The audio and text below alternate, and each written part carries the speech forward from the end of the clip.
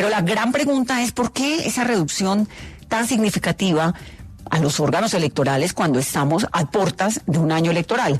Doctor Carlos Ariel Sánchez, me da gusto tenerlo, bienvenido. Sí, muy buenas. Bueno, pues yo realmente cuando vi las cifras, pues la solicitud que se hizo del presupuesto corresponde básicamente a que el próximo año, aunque no haya elecciones, las elecciones son en marzo. Eso quiere decir que para poder tener unas elecciones en marzo, tiene que haber dejado, digámoslo así, por lo menos contratado, solamente listo para el despacho, todo lo que tiene que ver con la logística que requieren las elecciones, ¿no? De manera pues que eso ha sido como lo que tradicionalmente se hace, porque o si no tendrían que estar sin hacer licitaciones, hacer contrataciones, y precisamente eso es lo que ha molestado mucho a la gente, ¿no? Que no se pueden hacer elecciones si se contrata todo de emergencia. Eso es más o menos lo que siempre ha sido la tradición.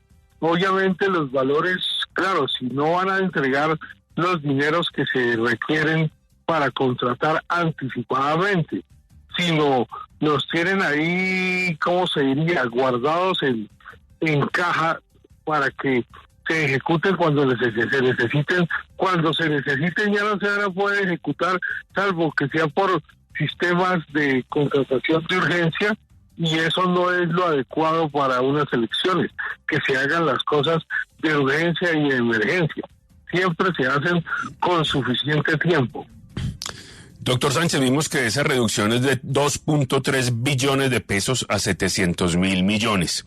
¿Eso sería suficiente pensando solo en las elecciones de marzo del 2026? ¿Eso sería suficiente para organizar esas elecciones con el tiempo prudente que usted menciona?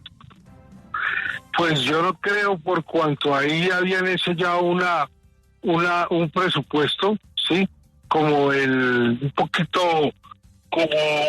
doble más, 2 veces más esa suma, porque es que lo de las elecciones cubre desde las inscripciones, ¿sí?, hasta los resultados que en última instancia y además son 2 elecciones, ¿no? La elección de Congreso, que es una, aparte pues de que ahí está también la elección de la Cámara y el Senado, y la elección del presidente de la República, que puede igual ser en una sola vuelta si obtiene más de la mitad más uno en la fecha fijada, o en todo caso en 2 vueltas que duplica el presupuesto, ¿no? Es decir, pues el presupuesto es algo sin el cual ningún registrador, ningún consejo electoral puede responder adecuadamente. Se ha dicho que esto le quita independencia a la registraduría, el hecho de tener que estar mirando al gobierno a ver si entrega la plata, y el hecho de tener que contratar, como usted dice, con urgencia manifiesta, si se quiere, para poder atender las elecciones. ¿Cree usted le quita independencia, posibilidades de manejo a la registraduría? Pues yo pienso que sí, porque el gobierno total tiene que tener esa plata disponible, ¿no? Y si cada vez que hay que ir por la plata, pues hay que llevar rodilleras, y la cosa se pone complicada. Ahora, doctor Carlos Ariel, ¿cómo decir qué hace específicamente la registraduría y qué hace el Consejo Nacional Electoral? Bueno, pues son 2 funciones distintas, pero todas complementarias, ¿no? Porque la parte logística de las elecciones le corresponde toda a la registraduría. ¿Hasta dónde va el trabajo de la registraduría?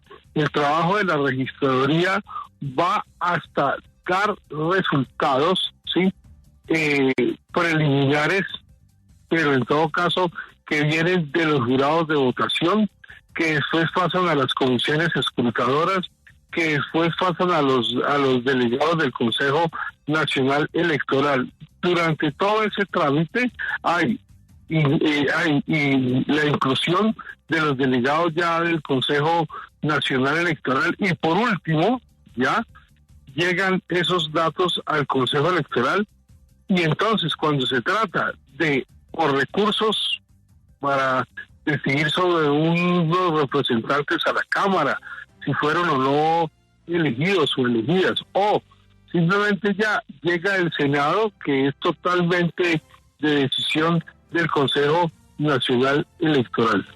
Doctor Carlos Ariel, de aprobarse el presupuesto con esa reducción para la registraduría, ¿estarían en riesgo las elecciones en el 2026? Bueno, yo pensaría que sí, pues salvo que, de hecho, lo que uno observa es que de pronto el dinero sí estaba, porque en el proyecto inicial estaba, ¿no? O sea, el presupuesto tiene, o sea, en otras palabras, el gobierno tiene presupuestado ese gasto.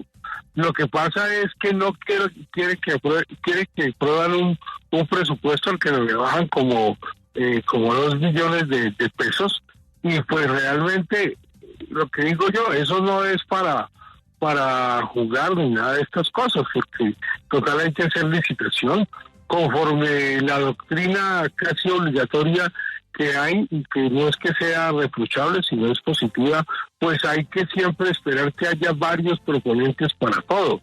Pero si no hay dinero para abrir licitaciones, pues va a tocar todo hacia las carreras, y eso es muy delicado. O sea, las elecciones son una cosa muy delicada. O sea, eso, de hecho, si hay algo sobre el cual siempre habrá suspicacia, es sobre las elecciones.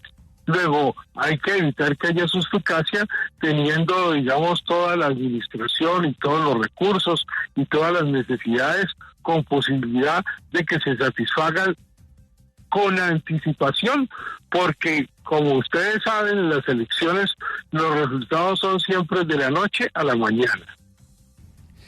Bueno, y aquí son bastante ágiles, ¿no? Sí, aquí mejor dicho, aquí se sabe para presidente que a los 20 minutos ya hay posibilidad de saber quién ganó las elecciones, de hecho, tan pronto se computa el 15%, ya más o menos se ve cuáles son las líneas de las elecciones, ¿no? Pues cuando hay una diferencia que se va a conservar. Pero el caso es que aquí en Colombia, si usted no da los resultados con prontitud, le incendian todo. Sí. Ahora, doctor Carlos Ariel, si la plata no alcanza, ¿de dónde saldría? No, es que yo creo que la plata sí está, o si no el gobierno no hubiera hecho la presentación del proyecto así. Aquí es la ponencia que están haciendo los congresistas, ¿sí? La que hicieron unos cambios. Y realmente habría que preguntarle más que al gobierno, es a los congresistas que, bueno, que ellos cómo justifican haber disminuido esas partidas. Sí, porque eso lo entiendo, si usted mira el presupuesto del gobierno, lo presentó, digámoslo así, adecuadamente y con las cifras que son, pero después, sí, el caso es que aparece disminuido y unos congresistas firmaron la ponencia. Esos congresistas tienen que explicar de dónde van a sacar la plata. Es decir, Pascual, lo que hay es, la plata está, pero la están entregando a cuentagotas, un poco es así. Pues eso parece ser la historia, ¿no? La plata está, sí. Se aprobó una ponencia, como dice el exregistrador, por parte de los congresistas, pero ese es el problema, que el gobierno termine entregándola a cuentagotas y, como nos dijo el doctor Sánchez, pues termine arrodillando a la registraduría de alguna manera. Doctor Carlos Ariel, ¿cuál es la explicación de esto? No, la explicación es que de pronto no en el ministerio o en fin no hay unas personas que sepan o que hayan tenido como contacto con qué son unas elecciones. Unas elecciones son en etapas que se hacen, ¿no? Y cada etapa tiene que ser financiada y cada etapa tiene que estar prevista. Entonces, si van a inscribir a los ciudadanos y a las ciudadanas que quieren votar en otro sitio o que van a votar por primera vez porque no figuran en ninguna parte, pues hay que tener eso listo. ¿Sí me explico? O sea, hay una cantidad de necesidades que son recurrentes y que tienen una escala permanente, porque siempre más o menos son los mismos que votan, más o menos los mismos que se inscriben, más o menos los mismos jurados, más o menos la misma transmisión de datos. Es decir, eso está muy presupuestado. El gobierno sabe perfectamente que eso está muy presupuestado y sabe que año tras año el máximo esfuerzo fiscal es aplicar el IPC que haya aumentado en los últimos 3 o 4 años, según como sean las elecciones. No, pero eso de que en el Ministerio de Hacienda no están entendiendo cómo es el proceso electoral, sí estaríamos, apague y vámonos, ¿no? Ahora, mire, yo no sé si a usted le despierta alguna... ¿Lo tengo, doctor Carlos Ariel, o lo perdí? Se cayó. Es que, Pascual, ¿sabe qué me está pareciendo? Me está despertando una inquietud el tema electoral por 2 razones. Primero, todo este tema de Thomas Gregg Sons, ¿no? Como quitarle ese manejo del conteo de votos a una gente que lo viene haciendo hace 14 o 17 años. Y ahora la reducción de la plata de la registraduría. Uno dice, ¿qué está pasando ahí? ¿Eso es que coincidencia o le metemos un poquito de maldad al pensamiento? Está hablando también el presidente del Congreso, Carolina, de este tema. Vanessa, sí, a través de su cuenta en X, el presidente Efraín Cepeda dice: rechazo el recorte que se le pretende hacer al presupuesto de la registraduría. El recorte no se puede hacer con los recursos que se necesitan para la democracia. Si hay una entidad que debe contar con los recursos necesarios para organizar unas elecciones confiables y que den tranquilidad pública, es la registraduría.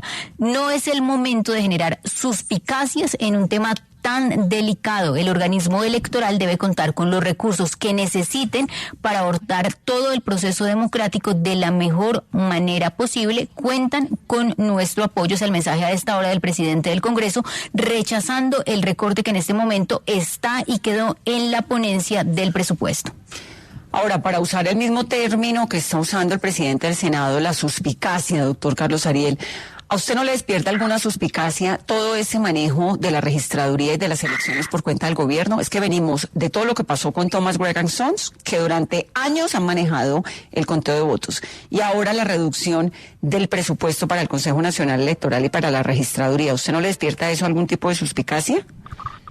Bueno, lo que pasa es que, de hecho, yo lo único que veo claro es que ellos sí saben cuánto se necesita, ¿sí? Porque si no hubiera llegado el presupuesto, digamos, que presentó el gobierno original así. Aquí lo que pasa es que alguien, no se sabe quién, suscitó los cambios a razón de decir que esa plata no se iba a gastar de pronto. Yo no sabría decir cómo, o que no le pueden dejar esos dineros a la registraduría, cuando en realidad nunca los tiene, ¿no? Uno tiene un presupuesto, el presupuesto se aprueba y la verdad sea dicha. Si un registrador necesita acelerar los recursos o alguna cosa, pues tiene que ir y hablar con el ministro y decirle: aquí está el presupuesto y esto es lo que vamos a hacer. O sea, pero todo amistosamente, ¿no? Porque si uno entiende que el presupuesto se aprueba, que de pronto hay dificultades de caja, alguna cosa así, pero en todo caso tiene que estar ahí todos los argumentos, que ya sea solo un problema de tesorería, que es un problema más fácil.